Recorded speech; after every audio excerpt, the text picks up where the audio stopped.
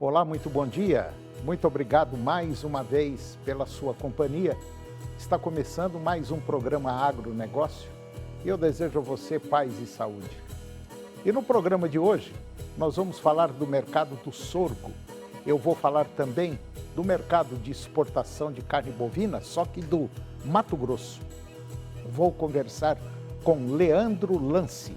Ele é diretor comercial da Rivulus Brasil e vamos falar da irrigação na ajuda da redução de emissões dos gases de efeito estufa. E vamos comentar também do plantio da safra em Goiás. O programa Agronegócio já está no ar.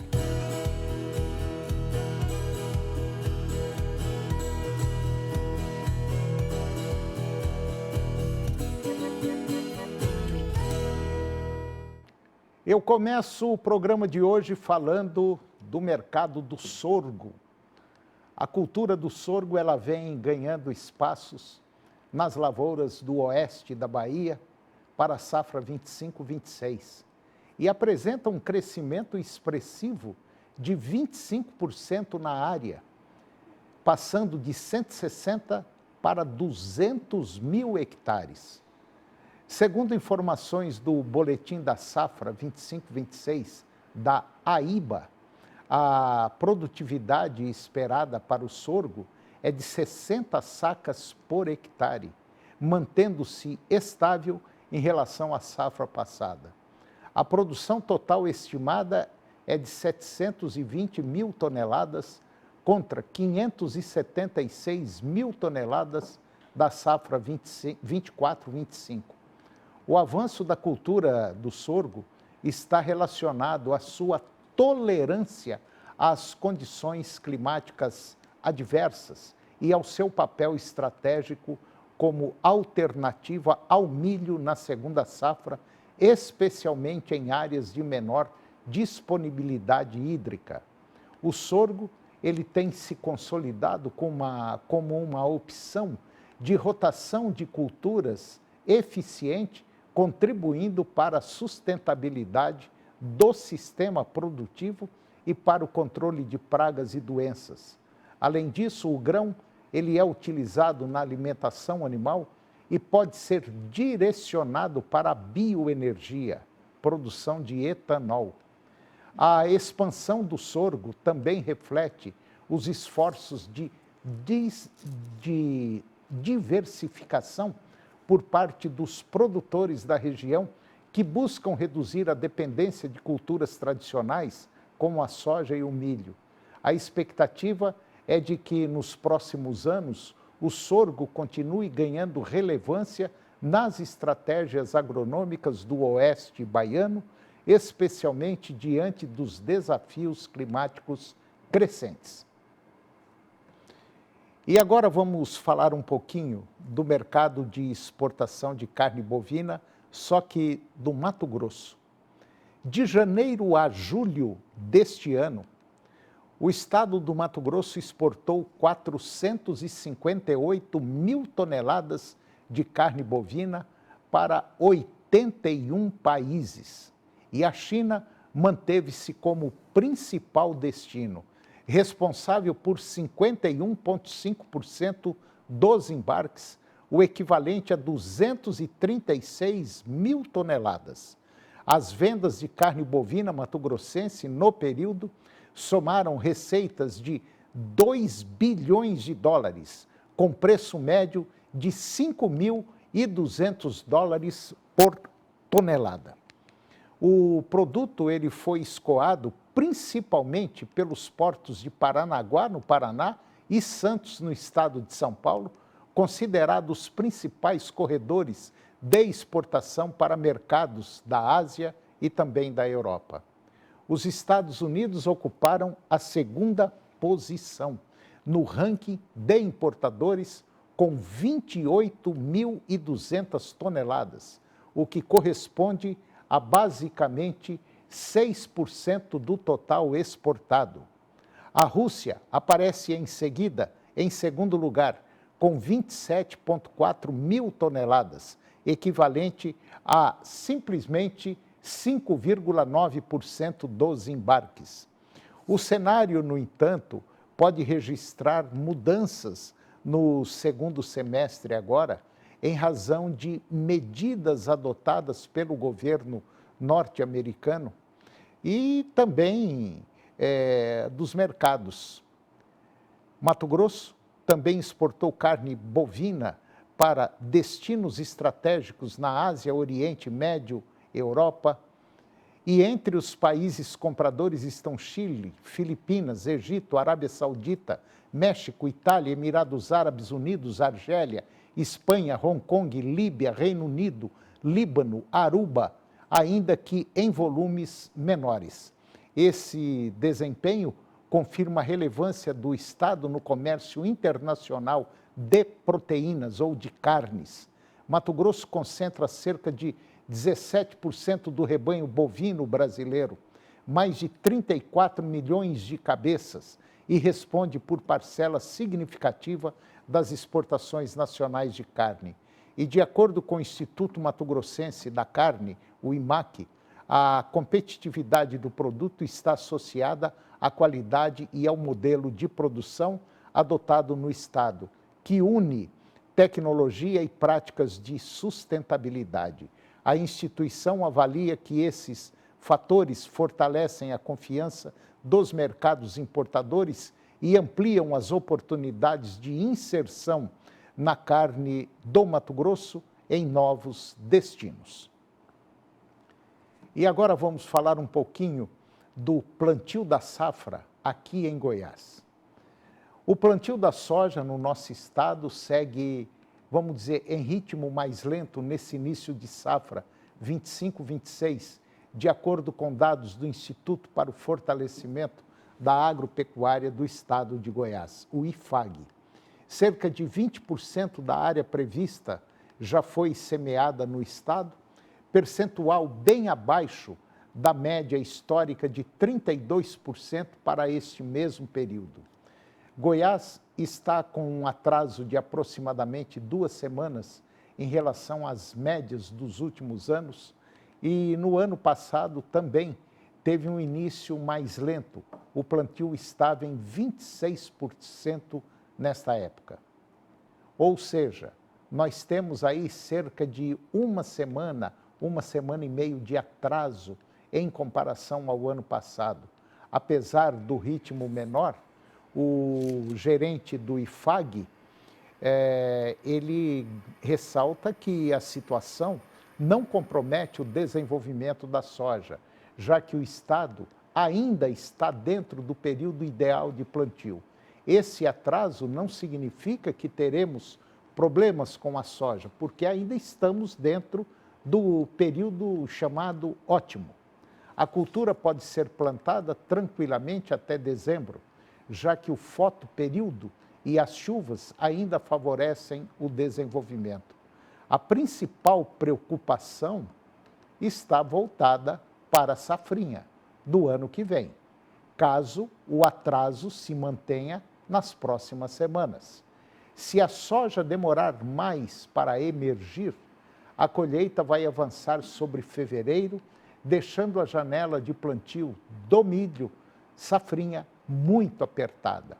E a previsão é que as chuvas mais intensas sejam registradas a partir do primeiro final da segunda semana de novembro. Ainda é preciso acompanhar a evolução das condições climáticas, mas o cenário, por enquanto, é de atenção e não de preocupação. E agora vamos falar do setor de máquinas e equipamentos agrícolas.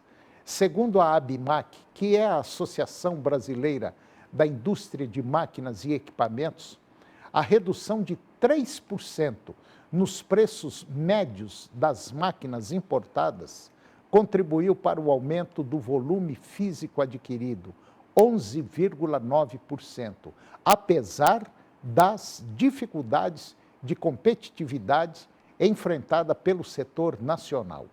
E com esses resultados, o saldo da balança comercial de máquinas e equipamentos apresentou déficit de 14,3 bilhões de dólares entre janeiro e setembro de 2025. Crescimento de 15,8% em relação ao mesmo período do ano anterior. A entidade destacou que, após a expansão de 15% no primeiro semestre, o ritmo de crescimento perdeu força no terceiro trimestre, refletindo os efeitos da política monetária restritiva.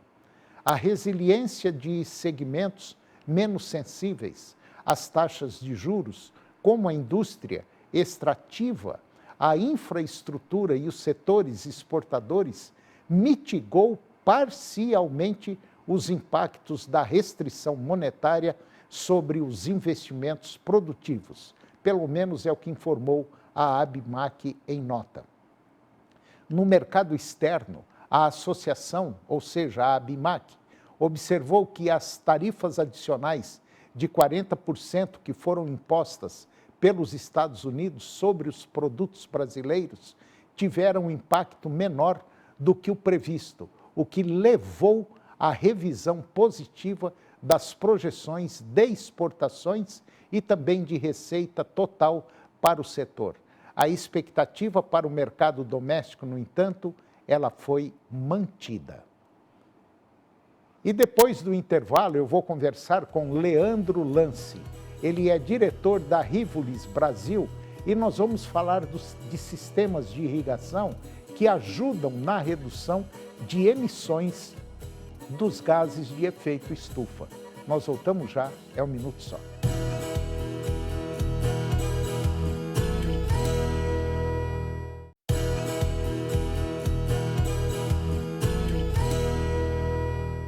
Nós estamos de volta e agora nós vamos falar de reestruturação funcional. A MBRF, que é Marfrig mais a BRF, a MBRF, Mundial Foods Company, que é a nova potência do mundo de alimentos, formada pela união entre BRF e Marfrig, ela deu continuidade ao seu plano de otimização estrutural e anunciou a eliminação, o corte de 1.000 cargos aqui no Brasil. E esse corte de 1.000 cargos aqui no Brasil, de pessoal, é uma medida estratégica para gerar eficiência e as economias projetadas após a conclusão dessa união entre Marfrig e BRF. E a reestruturação, ela foca em áreas administrativas e também de apoio, onde existe uma maior sobreposição de funções e potencial para racionalização de custos. Este movimento ele segue a linha da primeira etapa da otimização, que já havia promovido ajustes na alta cúpula da companhia, incluindo a extinção de vice-presidências. A MBRF, que é Marfrig mais BRF, que consolidou um faturamento anual de aproximadamente 160 bilhões de reais. Estima agora alcançar sinergias de até 1 bilhão por ano, com a integração das operações. E agora eu vou conversar com Leandro Lance. O Leandro Lance, ele é o diretor comercial da Rivolis Brasil.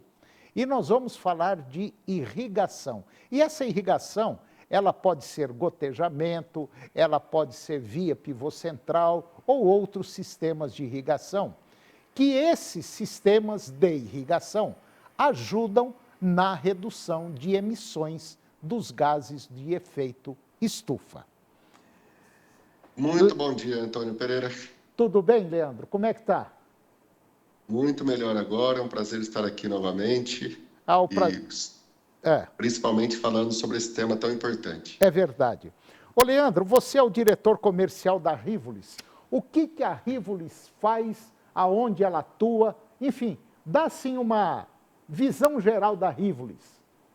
Bom, a Rivoli é uma das líderes mundiais de irrigação por gotejamento, tem sua sede em Israel, é uma gigante multinacional que trabalha aqui no Brasil com duas fábricas, uma em Uberlândia, outra em Leme. Trabalhamos com tubo-gotejadores, microaspersores, ou seja, uma linha completa de irrigação tecnológica e eficiente que visa otimizar os recursos, otimizar o uso de água e tudo mais, mitigando efeitos climáticos, né, como seca, entre outros, que pode afetar a produção agrícola e acaba contribuindo muito para o mundo, né? E um dos principais fatores é essa redução da emissão de gases, Antônio. É, quando a gente fala então da Rivolis, por ser uma empresa, vamos dizer, de Israel, e aqui não tem nada de religioso, político, a gente pode ter certeza absoluta que realmente são produtos de ponta. É coisa de altíssimo nível, porque eu tive o prazer de visitar e conhecer algumas áreas aí que utilizam esses equipamentos e realmente a tecnologia de Israel é uma tecnologia, sim, de ponta. E a gente pode afirmar sem medo nenhum, sem nenhum constrangimento, que realmente esses sistemas de irrigação que a Rivolis oferece ao setor agropecuário brasileiro realmente surtem efeitos positivos e automaticamente ajudam, vamos dizer, a reduzir as emissões de gases de efeito estufa, porque o portfólio da Rivolis é muito grande, né? Com certeza, Antônio. Nós trabalhamos desde os tubo-gotejadores, aqueles de parede mais fina, que são utilizados para a produção de melancia, melão e alface, até aqueles de parede mais grossa, autocompensante, que são utilizados para cultivos como café, laranja, cacau, entre outros, né? Então, nós temos uma gama de produto bem ampla, aspersores que são de longa data, aí, os aspersores Nandan, os mais consolidados do mundo, né? Então, tem um portfólio completo, sempre trazendo a melhor solução para cada caso. Como a gente citou um pouco do pivô, né? Os sistemas de irrigação, cada um tem sua adequação para cada situação. Claro. E a irrigação como um todo colabora para o meio ambiente. Isso que eu acho que é o ponto que a gente tem que enfatizar sempre. No caso de pivô central, a Rivolis também ela produz para o sistema pivô central, ela produz os gotejamentos, aquele sistema de irrigação? Não, o pivô central Ele é já um vem com a sistema tecnologia dele. que já tem um aspersor, é um aspersor diferente, e que ele normalmente anda, são círculos, né? Correto. É uma máquina, uma estrutura mecanizada que faz círculos irrigando por aspersão. Nós da Rivolis trabalhamos também com aspersão, mas aspersão fixa, e principalmente com tubo-gotejadores, que é aquele gotejador que cai gota a gota, onde a gente consegue garantir exatamente a mesma quantidade de água e nutrientes para cada ponto do cultivo. Agora, Leandro, está sendo largamente difundido aqui no Brasil o sistema de irrigação por gotejamento, né? Hoje nós já temos uma gama muito grande de culturas utilizando esse sistema, né? Claro, citricultura, café, cacau, cana-de-açúcar, que eu sou apaixonado aí, cana-de-açúcar, utilizando muitos sistemas de irrigação por gotejamento, inclusive na aplicação da vinhaça, né? São tecnologias que vêm suplementar e trazer mais confiança aí para o agricultor, né? Porque basicamente o gotejamento você joga aonde precisa, que é no pé da planta, né? Isso, em alguns casos, como o da cana, Antônio, a gente instala o tubo gotejador, inclusive, embaixo do solo. Então, a gente evita perdas também por evaporação, vento e outras formas, né? Então, realmente é a gota d'água no lugar que ele precisa e, melhor ainda, enriquecida com os nutrientes que a planta precisa. Esse sistema de gotejamento na cana-de-açúcar, onde o cano passa debaixo da planta, né? Ele fica a quantos centímetros da superfície? Isso depende muito do tipo de solo, né? Solo arenoso, argiloso, mas se a gente falar 25 centímetros, nós não estamos errando muito. Então, é ali entre 22 e 27 centímetros. Quer dizer, a água vem de baixo para cima? Exatamente. A gente cria um bulbo úmido ali, Aham. onde toda a zona radicular da cana-de-açúcar vai estar nutrida, né? Quer dizer, e esse sistema de irrigação, debaixo do solo, por exemplo, você não precisa só mandar água, você pode mandar também o fertilizante, né? Exatamente. Não só o fertilizante mineral, Aham, que a gente utiliza bastante, mas em alguns casos também a vinhaça, que é matéria orgânica produzida pela própria usina, potássio produzido pela própria aham. usina, sendo colocado ali de uma maneira muito eficiente. Agora, esses sistemas vêm sendo largamente utilizados no Brasil? Com certeza. Os últimos 2 anos, principalmente, Antônio, a ampliação dessa utilização foi bem grande. Nós conseguimos identificar via Câmara Setorial de Irrigação, da ABMAC, 2 anos com um crescimento incrível, uma adoção muito boa dos agricultores, que cada dia estão pensando mais, né, no uso eficiente de água, uso eficiente de energia e aumentar a produtividade com segurança. Agora, esse sistema de gotejamento, com certeza absoluta, deve aumentar muito a produtividade da cana, né? Com certeza. A gente costuma dizer que o canavial ele se divide em vários cultivos, né? Cana de começo, meio, final de safra, entre outros. Mas o aumento de produtividade, Antônio, ele varia de 50% até 100%. Em alguns casos, a gente chegando a 150% da produtividade. Gera até uma confusão de números, né? Quando a gente fala 150%, achando que produz 50% a mais, mas não. Existem casos onde você produz uma vez, 2 vezes e meia, né, Aham. essa produtividade. Então, entre 50% e 150% de incremento. Agora, no caso, existe algum sistema, vocês têm algum sistema de irrigação para pastagens? Também, nós trabalhamos com irrigação de pastagem por aspersão, alguns casos também por gotejamento, mas a grande maioria por aspersão, Aham. aspersão fixa, automatizada e totalmente integrada com o sistema de pastejo rotacionado, por exemplo. E esse também é um sistema que vem crescendo muito no Brasil, né? Com certeza. A gente vê um incremento de demanda por tecnologias que reduzam a utilização de novas áreas, né? E que intensifique a produtividade por área. E a irrigação de pastagem é uma tecnologia incrível, que também permite a gente trabalhar com 10, 12 UA por hectare, em média das regiões, né? O Leandro, no caso da pastagem, pode-se fazer também a irrigação subterrânea, como se faz na cana? Também é possível, também é possível. Cada projeto, cada sistema produtivo tem uma tecnologia que se adequa melhor a ela, né? Então, no caso da pastagem, quando a gente opta pelo gotejamento, tem um suporte tecnológico para identificar qual é a melhor espécie para Aham. trabalhar, qual é a melhor rotatividade. Existem hoje professores como o professor Luiz César Drummond, existe o professor Fernando Mendonça, que são especialistas aí no estudo dessas tecnologias, né? E está dando resultado bom. Ah, com certeza. É verdade, porque a gente vai ter um grande volume, um aumento significativo de produtividade de capim, automaticamente você dobra ou aumenta significativamente também a quantidade de animais, de UAs por hectare, ou animais por hectare, e automaticamente você tem pasto aí quase que o ano todo. Com certeza, e com redução de custo, É verdade, porque a pastagem irrigada é o alimento mais barato que existe. é verdade.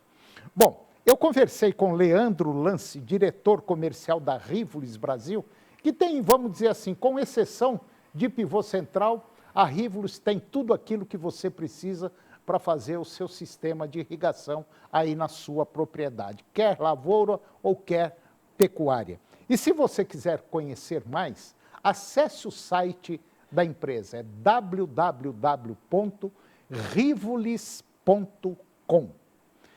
Leandro Lance, muito obrigado pela sua presença. É sempre agradável tê-lo aqui E são temas, assim, altamente interessantes. Um grande abraço e até a próxima. Muito obrigado, Antônio. Conte sempre com a gente. Obrigado, um abraço. Abraço. E o programa de hoje chegou ao fim. E eu termino o nosso programa com a seguinte frase: o insucesso é apenas uma oportunidade para recomeçar de novo com mais inteligência. Muito obrigado pela sua companhia, que Deus os abençoe e até o próximo programa.